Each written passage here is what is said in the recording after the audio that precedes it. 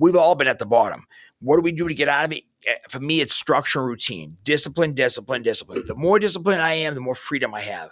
I remember writing letters from jail to my mother saying, "This is the freest I've ever been."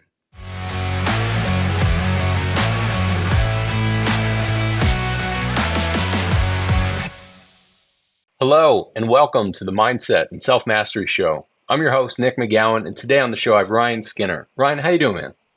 Doing well. How you doing, brother? I'm good. I'm excited for you to be here. I think we're going to have a really good conversation. I was saying to you before we hopped on, I think we are both very talkative. So this could be a long conversation, but I think there's a lot of stuff that we'll get into: recovery, redemption, obviously entrepreneurship. There's a lot of really good stuff we're going to get into. So why don't you kick us off? Tell us what you do for a living and what's one thing most people don't know about you that's maybe a little odd or bizarre. All right, what do I do for a living? So I'm not really sure. I guess I'm an entrepreneur. You know, everybody says that like it's an exciting thing, but you and I both know that just means you don't sleep. So I own a retirement planning business where I help people create income, which I love. I love helping folks to retire and achieve their goals. I also own basically part of another firm which manages people's wealth. And I also own a coaching business and speaking. So I go out and speak to other financial firms and insurance companies about, motivating them, teaching them, where I was and where I'm trying to get to. Because you and I know so many people talk, it's just bullshit, Two things, I'll give you two things that are kind of weird because one, a friend of mine is like, wow, like almost impressed by it. I'm like, do you hear how stupid this is? The first thing is this. I had a knee surgery 4 years ago. And I went home and they had me all up on meds. And I don't take pain meds usually because, my past, and which we'll get into. But I was taking them that night because I was in a lot of pain. And I went online and I ended up buying a Rottweiler puppy, which is cute, and a Ferrari used. And I forgot about it. And about 2 nights later, my ex-wife was at work and the truck pulled up and they rang my doorbell and they opened the back of the truck. I'm like, what the fuck? And sure enough, there was a used Ferrari. And the Rottweiler, same thing. That weekend, a Rottweiler comes, and my ex is like, same thing. Ryan, what the? And sure enough, we had a Rottweiler puppy. The Rottweiler ended up biting a lot of people. It had to be put down, which was really hard for me. I used to drive around a Ferrari with a Rottweiler next to me. But the Ferrari I kept, and the wife was gone. I got rid of that, but I kept the Ferrari. And it's pretty cool. I don't drive it much. It's one of those things you always think it'd be great to have. Truth is, I kept it because I don't know how to sell it up in New England. Where do you sell it? And I'll give you one other strange thing people don't know. In college, I stripped. So there you go. There's a fucked up thing. You can't just mic drop that and not say any more. Come on now. What else do you say to that? How did you get there? Why did you do it? Why did you get out of it? What are your thoughts now? Here's how I got there. When I first was in college, there was a guy I knew at the same gym who was a waiter at this place. He just served drinks, topless hot girls. So I was like, wow, that's pretty cool. I kept working hard. I was getting in better shape. Now at that point, I'm trading. I got into my business at 18 years old. I went to college evenings. I worked 6 a.m. to 2 p.m. So now I'm doing that. The guy says, what are you doing weekends? I said, I was kind of shy. He said, why don't you come wait here? And I'm like, I'm not doing that. One of my friends, she talked me into it. I did it. I wasn't shy anymore. Suddenly, I started having some confidence. I was always drunk or banged up, of course. And then, out of the blue, I realized that those guys, I used to go in, set up, and I worked from like 5 after it started at 7. I'd work, it closed at midnight, I would gather at 2.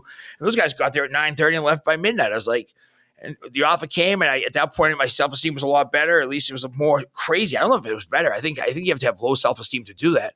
For whatever reason, I ended up doing it, and I did it till about a week before I graduated college, and I just was done. So I can say I stripped to put myself through college, although I didn't pay for college with that money. But, it's a story that counts at that point. Like, obviously, there's more details that go along with that. A lot. But, there's a lot of stuff when we think about, there are certain people that I think addiction is a big piece of this, obviously recovery and the addiction, but being able to know, like, I don't know if I want to take these narcotics, even though it's for pain and specifically after a surgery, but then doing something like buying something like you did. Some people will hop on Amazon Prime and, $200-$300 later, it's a different story than buying a dog and a used Ferrari. But it's still the same concept, So if we think about the addiction and the recovery from that, it can be really hard to say, I want to work through the pain and then not, and then get into a spot where you buy something like that. And that's probably one of the lesser rough versions of what could have happened. That could have been the thing that really got you rolling down that hill again. That could have been the problem. And I, I stopped drinking about almost 2 years ago, and I think That's I great. drank from Congratulations, like man. base. Thanks, man. I think I drank from like I don't know 12 until 38, um, and it has taken time to be able to be around it. But at this point, like I can see bottles of alcohol, I can smell it or whatever, and I have a negative feeling toward it, but it can take a lot to be able to work to and through that. But then when you're back in that spot where you get to use narcotics or you use something that would have tripped you up and pushed you down that hill before, how did you work through that? And did you get caught back in that trap again? Not that time. I'm very lucky. I've had probably 9, 10 surgeries since I first got sober. The first time it pulled me back in. It woke the demon. And that beast is always there, and you'll find that. So hopefully, sounds like you're doing well.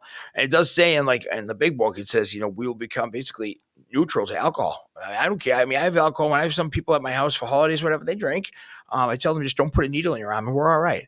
Yeah. But I'll be honest with you, it's the other times after that when I wasn't relapsed, I was doing like that time or this past spring, I broke my ankle. They gave me medication. I only took it for one night because it was just broke. They had said it. So, but I'll tell you, it gets me off. In fact, I remember saying to somebody close to me, I said to her, I don't even want to use it anymore. I don't want to take the rest. I dumped them, but like, why do I feel so? And I fell off for a month and a half because if you're sober, if you're somebody who's in recovery, not just holding on for your dear life, but if you're actually living a life of recovery, you've got a connection to something. Call God, call the spirit of the universe, call whatever the hell you want. And when you have that spiritual connection, if you do something, you put that block between you and that source, it just fucks you all up. I get the guys I coach, I tell them, I'm not unique. I'm not going to give you anything, the keys to the kingdom. I'm going to help you tap into your own kingdom. And that's all my job is. Yeah. It's interesting when we think of kind of putting it into this physical realm in a sense, the spirituality of it, like putting a block between something. Being in a house and having a roof and a block between the weather is one thing. Being able to have your own spiritual being that has a block to your creator is a totally separate thing. And if you don't see it and you just are in this black cloud constantly and you don't know that there's that block there, that can be a huge detriment in your life. But if you do know it and you see it and you're self-aware of it and then you still don't do anything with it, you're choosing to not do that. There are different times where I know that God has straight up called something to me. Sometimes it's been an audible voice, other times it's like a punch in the chest. But you have that choice to be able to say, all right, well, I'm going to do something with it or I'm not. I actually follow a rule of three. My grandfather gave this to me years ago. If you talk to somebody or you feel that nudge to go talk to somebody about something, you're like, nah, I don't want to. It'll come back again. And if you're like, nah, I really don't want to, it'll come back again. Third time, come on, man. It's on you. Like you either do it or you don't do it, but then you're making that choice to not do that. Addiction can really make that choice for us if we're not healthy enough to be able to have that stronghold on it or on ourselves to be able to do that. And that is not it's an easy thing to say, but it's absolutely not an easy thing to do at all times. But there are root causes to addiction, like shame. Shame is the biggest part of all of that. So how did you actually work through all of that to be able to understand, like, I need to rip out the root so that you're not just susceptible to be able to fall down that hill again? I'll tell you how I did it. Pain and separation. So for me, I mean, it was very direct. I was on probation. I kept violating. I kept drinking. A friend of mine was a chief of probation. Finally, I was involved in a fight. Somebody had stabbed me in the mouth while I was trying to break up a fight, but I was on probation, so I was involved in it. And I bent his arm, and the knife went into him. It looked as though I took his knife and stabbed him. And I guess in theory, I kind of did by doing that. But when you bend somebody's arm, push on the side, but because I was horrified, and he wasn't even trying to stab me. They were at each other. I was trying to split them up. I knew them both. When the cops came, though, obviously they cuff you because you're involved in that. And through the grace of God, my friend didn't cut me a pass. I walked into court went to court that Tuesday. It was President's Day, and I said, "Ben, you're not gonna fuck me. You're not gonna hold me." He looked at me. He goes, "Fuck you. You've been fucking me. Right? You're on probation. You walk into all the bars and restaurants right now. You're buying drinks. You're not supposed to be drinking. You get in fights." He goes, "You're going to jail." That was the grace of God right there. And if that wasn't, here it was. So 30 days later, they go and they're going to let me out. They said, you're going to plead guilty to this stuff. We're going to let you out and you get parole and blah, blah, blah. I said, Your Honor, can I find my lawyer? She said, why would you want to do that? I said, please. And that was supposed to be a good deal. I said, Your Honor, this is the first time I've had 30 days sober in a long time. Please give me a shot. Put me back in jail and get me treatment, please. She goes, you don't want to go back to jail, Ryan. Do you really? Mr. Skinny, you might be making a mistake. I said, Your Honor, I'm asking you, please, give me a chance. I'll come back and I'll pay it forward. She put me back. They got me treatment after for 90 days in a therapeutic community, basically teaches you how to play nice with others too. And then after that, I went to a sober house or a halfway house, and all that was great. But then when I went back into like my world, it was hard. What really helped me, for me, was like a 12-step program, having somebody take my hand, put my hand in the hand of God's. And what I never knew that would do for me was I always thought that would get me sober and clean if I'm fortunate enough to get it, which I did. I never knew that was the keys to the kingdom for life. I took everything I share, and when I coach somebody, has either been shielded me through, somebody who I know in the religious world, maybe shares ideas, or my sponsor or the program. It's all it is. I mean, my job is to put somebody's hand, if they're trying to get sober, in the hand of God's. Perfect. But in the business world, my job is to help somebody connect to the source, because every one of us has that capability to do greatness, right? Or at least most of us.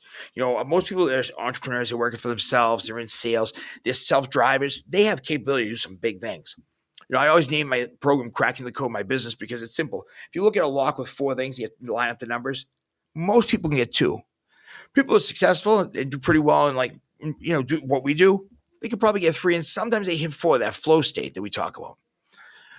My job, if I'm coaching somebody, is if they're struggling to be in 3, get them in 3 solid. And if they're in 3 and they can never touch 4, get them up in 4 here and there. That 4th dimension within at another level, and then teach them how to stay there.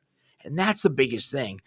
And so for me, what I learned in getting sober and that whole process is enabled me to be a different guy in every aspect of my life, and enabled me to help other guys. I always just help people get sober, but man, it helps people professionally, helps them deal with divorce. I'm going through divorce right now. I learned how to be a single dad this way. It's the keys to the kingdom.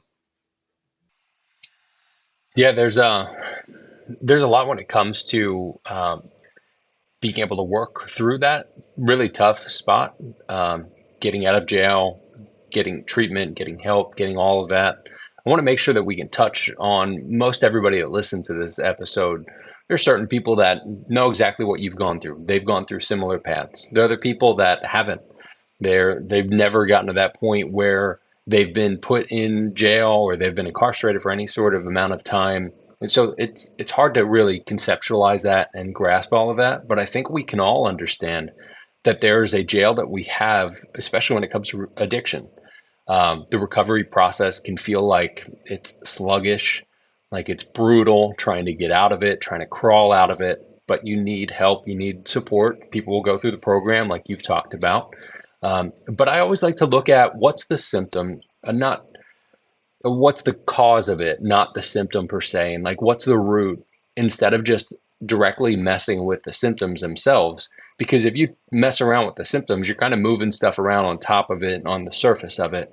So how did you actually work through the stuff that happened to you when you were younger, and really either the addictive genes that came in through parents, or the overall trauma that you dealt with that led you to that addiction, to be able to actually fix the root of it and not just the symptoms?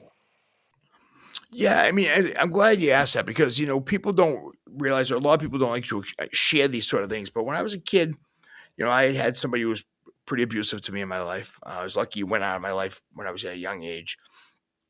Fast forward, I had bumps and bruises. I was shy, insecure kid. I had a lot of isms. You know what I mean? Had a lot of shame, a lot of guilt. I felt less. And no matter what I did, I walked into a room and I would always somehow feel less. Somebody was smarter, better looking, more talented. Thank you. But whatever it was, I always thought somebody had something I couldn't do, and I always felt like I was missing the party. I was a day late, a buck short. My head was always in tomorrow, and it was never where my feet were. I was very lucky that I came across, and one of my exes, she made me go to AA. I met the guy who pretty much saved my life. And I didn't stay in touch with him right off the bat, but years later we crossed paths again. This same woman now, she had found a psychiatrist she wanted me to see. They diagnosed me bipolar, and this guy said to me, "You're not a drug addict. You're bipolar." And I said, "No, I'm a drug addict." I said, "I get track marks to show you, my friend." He said, "But you're bipolar and you're self medicating." Now, do I believe that's? I believe I'm bipolar and I'm on medication. I believe I was self medicating, but I had way more shit. The shame, my mom was a housekeeper. They did the best they could, but there were kids in the school I went to. They had tons of money. It just, I don't know. I don't know what it was. I always say I was just programmed, wrong. That's interesting to think that you were programmed wrong. Um, I think we all come into this planet with what our calling is and what we're called to do, but we get to express it the way that we feel is right. And then there are things that teach us what to do, what not to do, etc. I often joke with people, it's funny the amount of shit that you learn from your parents of more often what not to do than what to do.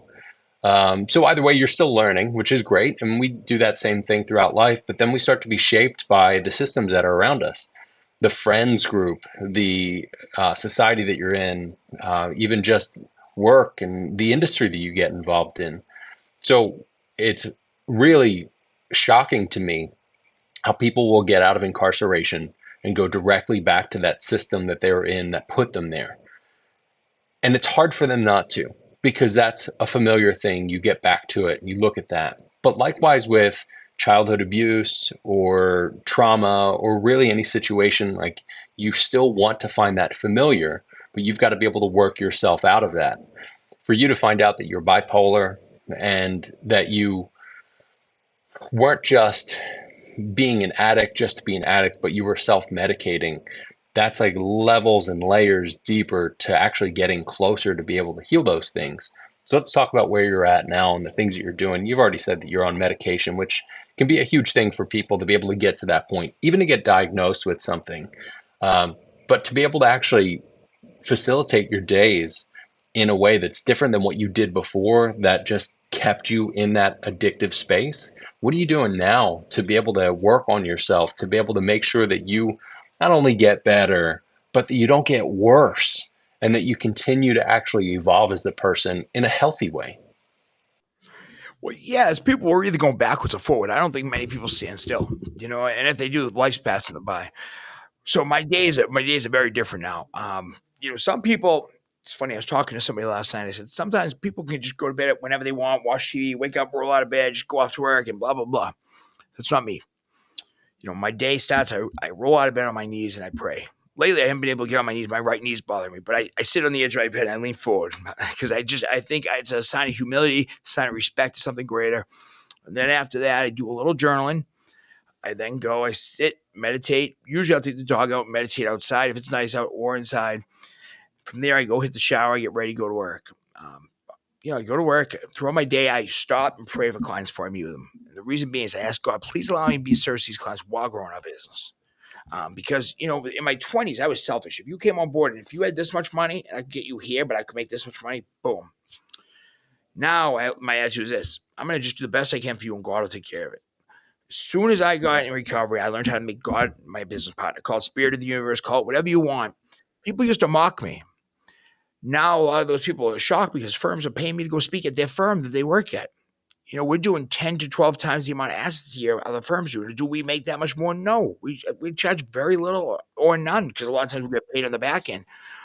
But I tell you, I get paid for God from God. Like every time, like I've never had a slow time because as soon as if things slow down, I get a phone call. God, if things slow down, I go help somebody else who's in recovery or something. Somebody struggling with something. Next thing you know, boom, the phone rings again. I get more business. There's some sort of this. There's some sort of synchronicity of life. It's kind of like when you look at like DNA. It just kind of weaves itself together. When I stay out of the way and just stay on the fucking sidelines and do my legwork, get up, do my prayer, meditation, journaling, try to do at least a half hour of working out. I got a little gym in my basement I built. Try to get some break a sweat, then a freezing cold shower, not a warm shower, none of that bullshit. Get your workday done. But do something you enjoy doing, but don't, people say do what you love to do. Well, you know what? Do something you can do so you can build something you love to do. You can't just find a job you love. You have to build it. And you know what? You got to have money in the meantime. Or like I did, live conservative. When I was rebuilding, I got out of jail. I owed 750 grand. I had no money. I was on food stamps. I was on mass health. We've all been at the bottom. What do we do to get out of it? For me, it's structure and routine, discipline, discipline, discipline. The more disciplined I am, the more freedom I have. I remember writing jail letters from jail to my mother saying, "This is the freest I've ever been." When we talk about discipline on this show, because self mastery is just a really high level of discipline, I see it as a fluid thing. It's an evolution. You're not just like, this is the discipline that I have for the rest of my life. Sometimes you'll lock things in like that, but for the most part, you're going to ebb and flow. And it's a matter of being able to control the body in a sense and control it in a way that allows you to still free flow through things. I'm glad you really touched on being able to incorporate God in everything you do. I think even if you're not religious or spiritual, or you think of God as being part of what you do, I believe God's here and working with us, and people will look at it different ways, whatever. But there's that energetics piece as a business owner. If you're doing the right things and trying to help as best you can and doing what feels aligned for you, that business is going to come in. The system that we've grown up in and that we've been taught in, especially as salespeople in any sort of realm, it's almost like you're whipped into, you have to go out and keep producing and producing and producing. The amount of times I've heard in sales, it's just a numbers game. You get this amount of people, you'll get this amount of closes, and you'll get this amount of money, and blah, blah, blah, blah, blah. That totally negates the fact that if your energetics are off and you're there with desperation, you're not going to get any of that shit. There are times where I've experienced where it's like, I feel the urge, like the piece of me that's like, I need to go out and do these things. And I'm like, hold on, I'm not. That doesn't actually flow and more business comes in. Something pops up. It's like God looks at it and goes, hey, good job. You're open now. Thanks for not closing yourself off.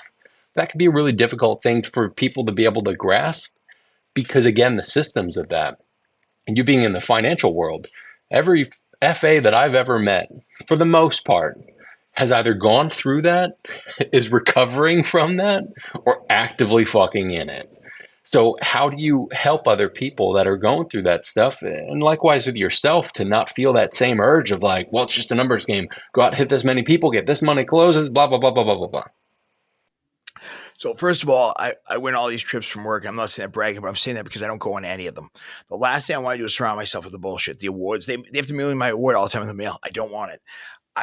You know, that's bullshit. I didn't get it. You know, I'd rather go sit on the sidewalk. One conference I went to where I had to go and speak at, I sat on the sidewalk with a hot dog with a homeless guy, and you know what I mean. Like that's to me. Listen, lead and serve. I learned that from guys that I look up to. I didn't come up with it. I tried to emulate these guys, and they just served. They were of service. They were kind to people. You know, like just because you work out, you take care of yourself, you're in good shape, you wear nice clothes, you got money. For me, hopefully that didn't change me. In fact, I still have the same fears, which is funny. I still have the same economic fears. I finally started to release them because the reality is there is something out there, and we know that. So, how do you go about doing what you were just saying? I mean, truth be told, when I coach guys, I tell them you got to get a high vibration. Their eyes roll in opposite directions. Like, vibration, what the fuck are you talking about? And say, listen, let go of numbers, let go. Like sometimes you come in my office, I'm in shorts, flip flops, and a quarter zip, without a logo on it. People are like, you meeting clients that way? Yeah. Yeah, I don't give a fuck. I don't need their business. I value it, but I don't need it. I I have one priority, right? My first priority obviously is like God and the universe and spirit. And I in my day like spending time reading and journaling. I put in a lot of time. For me with my stuff, with my personal issues, for me to do well, and I mean by do well, I mean stay healthy, sober, eat well, like be a dad. I have to put in a lot of work. Okay. I'm not an easy lift by any means. Definitely a heavy lift. But my priority is like when I have my daughter 3, 4 days a week, I want to make that girl light up. Like some people say, well, how do you work and do this? I don't. It's like, what do you do? What do you about your clients? I'm like, I've got 3 other days. I'll see them. And they're like, yeah, but doesn't it hurt business? I'm like, I don't know. I don't look. I don't. It's not my business. I have an account that handles that. I don't look at any of this stuff. I know this. If I live like a ferret, I don't go out buy new cars. I've always bought used cars, with the exception, even that stupid used car. I don't go out and buy like the watches. I mean, I bought all the crap when I was younger. You know what I realized? I remember sitting in my driveway in my sports car like this, well dressed, nice watch, and probably the best shape of my life, muscle wise, not physical wise. I was probably dying. And I'm looking at my house. I built it. I paid it off. My wife, and I'm not saying it's brand. I'm saying, and I remember saying to myself, "This is it. I want to fucking die. This is all it comes down to." I remember a couple years ago we finally agreed to separate and just get divorced. It's no more her fault than my fault, but she was like, I mean, she was violent. She was like physically violent. But in the end, like I was just like walking away, and like and I'm sure she felt the same. But for me, I achieved every goal I wanted. I always say God gave me everything I prayed for, but I didn't really pray for that stuff. But everything I wanted, and then He laughed. People don't realize you got to get when you get to where you're supposed to be, things flow, right? You know that. Like this is my best year. Last month was the best month of my career, and I worked the least I've ever worked in a month by far. How? Because you know what, I'm doing the right things, and it flows in, and it's everybody. A lot of people do the right things, but they don't know how to get themselves in a spot where things fall into place. I tell people, the FAs and the sales guys I coach, if I can get you to get your routine, suddenly you'll open up a little, and dial in your routine more. Suddenly you'll open up a little. Work less, focus more on getting healthy, emotionally, spiritually, physically. Oh, and then next thing you know, you might only you might be working yourself 8 hours a day. You might have 3 hours left. You can go to work, and those 3 hours you're gonna make a fortune. Yeah, I mean, even think about the joke that you made at the beginning. As entrepreneurs, we don't sleep. Um, that has typically been a thing as most entrepreneurs, and I've had different companies. Even a company I owned from 14 to 2018 or so. I didn't sleep. I thought we were all going to die. We had a team of close to 50 people. We had clients that needed things. We were trying to grow the business. And all I wanted to do was just walk off the top of my condo building. That's all I wanted because the walls were so high. Yeah. And you're like, this is supposed to be the top of something. This blows. And being able to get to that spot and understanding this isn't what it should look like, there's still things to be able to work through. But you're right. When we're in that flow state and we're freely moving, you will still have those concerns. There are times where I think at different times, like, where's the finances coming in for this? What's happening with this thing? And there's a little bit of a nudge that's inside of like, ooh, there could be a concern here. But really, if you're sticking to what feels right for you, you're doing your healing work, you're doing the work that feels right for you, and you're legitimately doing your best to be able to serve people, that comes back to you. I get that some people will listen to this, and for the most part, our audience are open to these sort of things. Even the ones that are like, I need fucking practical things because I'm really in a tough spot right now. It can be a lot to be able to say your energetics, your flow state, all that sort of stuff. But the people that get to that point where they even smell it or taste a little bit of it, they know that that's there and that it can be there. It can be really difficult to get themselves out of that. But that's those moments where you need to be able to work through those things. So, with what you're doing and how you're helping people, what's the sort of advice that you'd give to somebody that's on their path towards self mastery? Put routine and structure. Put processes in place. Go to somebody. Find somebody, anybody. When I coach guys, I say, if I'm not the right coach, find somebody else. Get somebody to guide you. Because let's say 10 miles into the woods, 10 miles out. Well, if you've got somebody who's walked that 100 times, they can do it a hell of a lot quicker and they can guide you. You need systems and processes. The tighter your process, the better your life. What a great way to put that, man. Yeah, and I really appreciate you being able to get into as much depth as possible and the work that you're doing for people. Again, I've met different people, no matter industries, financial advisors or whatever, that are in the state where they're just trying to pursue the money. But it looks like and it sounds like you're in the state where you're trying to pursue the servant leadership of it all. And that's a beautiful way to go about it, man. I appreciate you being on with me today. And before I let you go, where can people find you and where can they connect with you? So it's cracking the code with ryanskinner.com and as well as Instagram. Now, I'm not going to lie to you. I don't spend time on social media. However, if somebody reaches out, they have a question, concern, they need a coach, they just need a friend, Meg lets me know right away and I jump on it because I'm a big believer. And if somebody takes time to reach out, they're asking for something to get back to them.